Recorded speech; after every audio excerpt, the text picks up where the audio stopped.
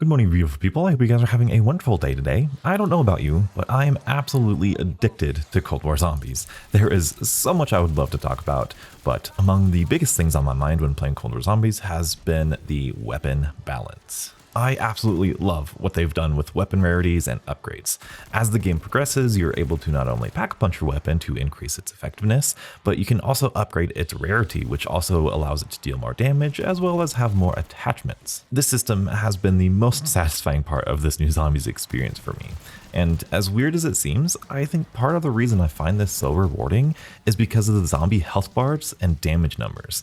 One of my all-time favorite things in zombies is hoarding up a group of zombies and mowing them down instantly with my weapon, and Cold War Zombies makes that experience insanely euphoric.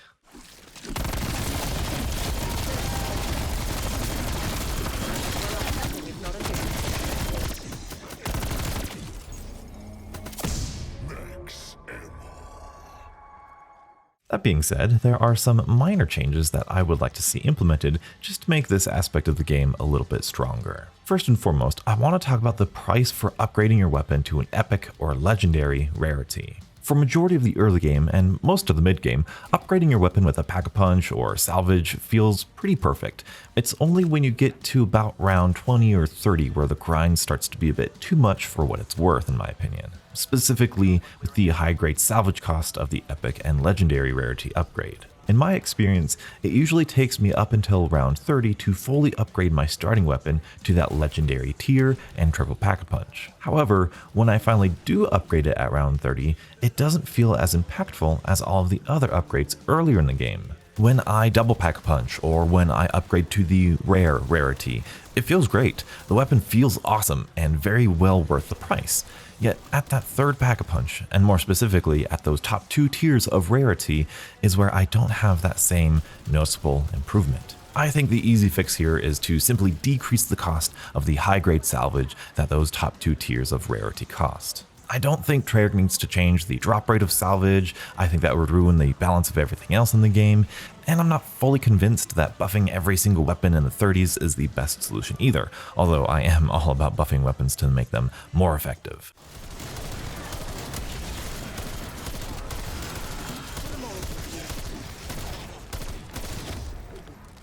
If the epic cost 250 high grade salvage, and if the legendary cost 500 high grade salvage, I think you have the absolute perfect weapon progression system we've seen in zombies to date. With all that being said, I am beginning to fully understand how much I miss weapon kits and the armory. I don't know if it's because these weapons are real world weapons or what, but I just want to use all the weapons, and I love spinning the box and changing up my weapons mid-game, but when you do that, you get a gun with random attachments on it, which is an interesting game dynamic that I don't really hate, but I would also just love to have the attachments that I've chosen to be on the weapon. Not only would that be more engaging for the player, since they would need to make the decision about what attachments they want to utilize, but would also reward players who are grinding out all of the attachments and camos for the weapons. Which brings us to the grind of unlocking weapons and camos. I know a lot of people have voiced their frustration about how slowly the weapons progress, not only in zombies, but also in multiplayer. From what I've seen and experienced, I had this AUG at rank 13 at the start of a game and used it pretty exclusively all the way up until about round 40, and it got ranked up to rank 24. On one hand, out of 55 levels, to only get leveled up 11 levels in a moderately high round game, I can find that frustrating, honestly. I think there is a completely fair assessment that it may very well be too slow. On the other hand, a developer has come out and said that they want weapon experience to be slower in zombies since it's a PvE mode rather than a PvP mode, which also makes sense. However, I would argue that unlocking attachments does not give people an unfair advantage in any mode of Call of Duty. Personally, I would love to see just a slight increase in weapon experience across the board. That would make the grind a little less daunting and a lot more rewarding.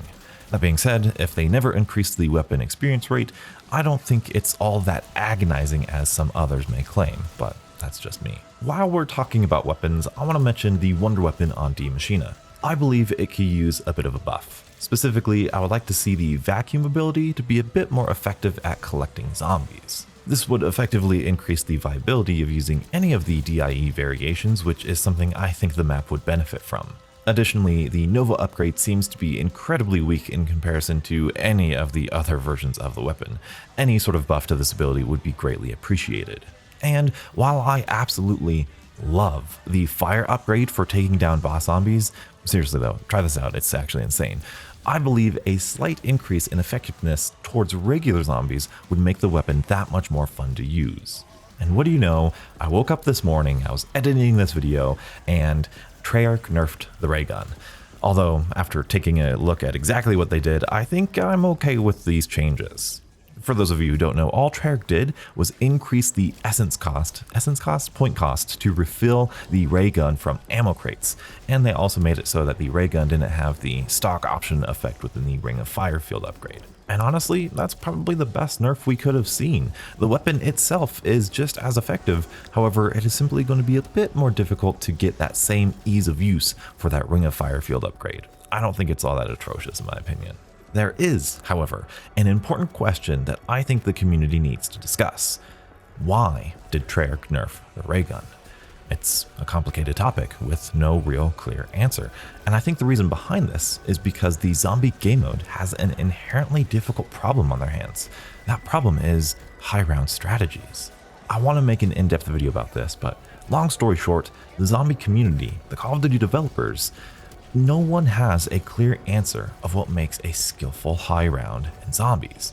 There is a weird balance that developers try to create by making the zombies stronger and more difficult in the later rounds, but then you see updates like this, which take away a strategy players have to overcome that difficulty presented. Luckily, as the years have gone by, especially since games like Black Ops 2 and Black Ops 1, the developers have given the player more and more abilities to overcome the high rounds with less tediousness through alternate ammo types, ammo crates here in Cold War, specialists, field upgrades, and various different pieces of equipment. Alongside the addition of the zombie health cap, I think we are making progress in figuring out what makes a high round skillful and respectable, but I don't think there is a concrete answer just yet. Overall, I am incredibly happy with the weapon systems in-game. I think it's some of the best gunplay in zombies that we've ever had, which is incredibly exciting. I think with some minor tweaks and adjustments, this could be an even more rewarding and engaging system that holds onto zombie players a lot longer than we've had in any other zombies game. Let me know what you guys think of the weapons here in Cold War Zombies. Do you find them as engaging as I do? Would you like to see weapon kits return? What do you think about the ray gun nerf and how it affects high rounds?